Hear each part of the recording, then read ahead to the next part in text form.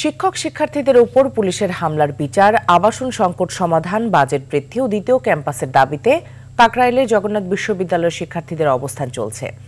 দুপুরের মধ্যে দাবি মানা না হলে জুমার নামাজের পরে গণ অনশন কর্মসূচির ঘোষণা দিয়েছেন তারা।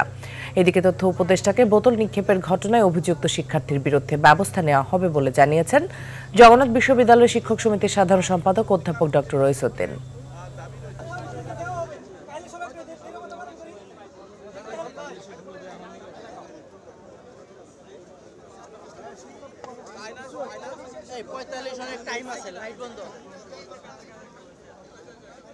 হামলার কারণে আমাদের হৃদয়ে রক্তক্ষরণ হয়েছে। সেই লক্ষ্যে এই হামলার দিবসকে 14 মে আমরা কালো দিবস হিসেবে ঘোষণা করছি। আমরা পুরা জগন্নাথ বিশ্ববিদ্যালয় পরিবার আমরা ঐক্যমতে পৌঁছেছি। হয় দাবি আদায় হবে, নতুবা আমরা এখান থেকে আমাদের স্থান ত্যাগ করব না, আমাদের মৃত্যু হবে।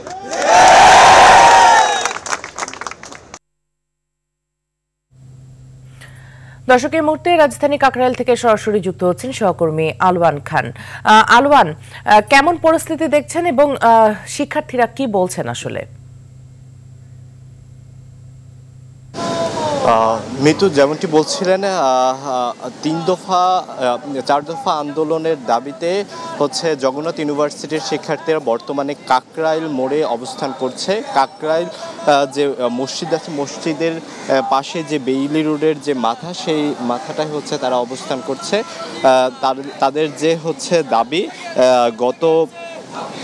গত 2 দিন যে 3 দফা দাবি ছিল, আজকে নতুন করে যুক্ত হয়েছে নতুন আরেকটি দাবি।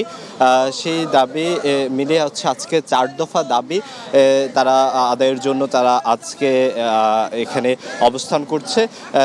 তারা বলছে যে তাদের দাবি যতক্ষণ পর্যন্ত আদায় না হবে ততক্ষণ পর্যন্ত তারা এই আন্দোলন চালিয়ে যাবে।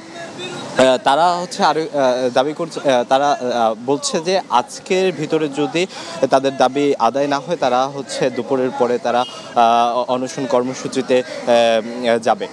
আমরা শিক্ষার্থীদের সাথে কথা বলার চেষ্টা করব, এখন তাদের সাথে কথা বলবো, তারা আসলে তাদের দাবিগুলো সম্পর্কে আমাদেরকে কি জানায়। আপনাদের যে দাবিগুলো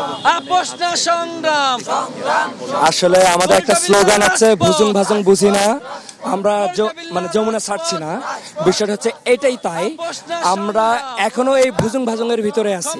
প্রশাসনের পক্ষ থেকে একমাত্র মাহফুজ এসে সে পরিবেশকে আরো উত্তপ্ত করেছে, তার নিচু মানসিকতার পরিচয় দিয়ে তার প্রশাসনের যে জটিলতা প্রক্রিয়া এবং আমাদের দাবির যে দীর্ঘসূত্রিতা, এটার জন্য দায়ী আমরা তাকেই মনে করতেছি এবং অবহেলার দায়ভার তাকেই দিব আমরা। এখন পর্যন্ত প্রশাসনের পক্ষ থেকে, ইন্টারিমের পক্ষ থেকে কোনো ধরনের সুস্পষ্ট ব্যাখ্যা আসেনি যে আমাদেরকে দাবিগুলো মেনে নেওয়া হচ্ছে কিনা, মেনে না নেওয়া হলেও আমাদের পরবর্তী কর্মসূচি কিরকম হবে, আমরা এটা নিয়ে এখনো দাবি আদায়ের পক্ষে আছি। আচ্ছা মিতু, আজকে এখানে কাকরাইল মোড় থেকে সর্বশেষ ছিল আমার কাছে এই পর্যন্তই। হ্যালো, অসংখ্য ধন্যবাদ আপনাকে আমাদের সাথে যুক্ত হবার জন্য।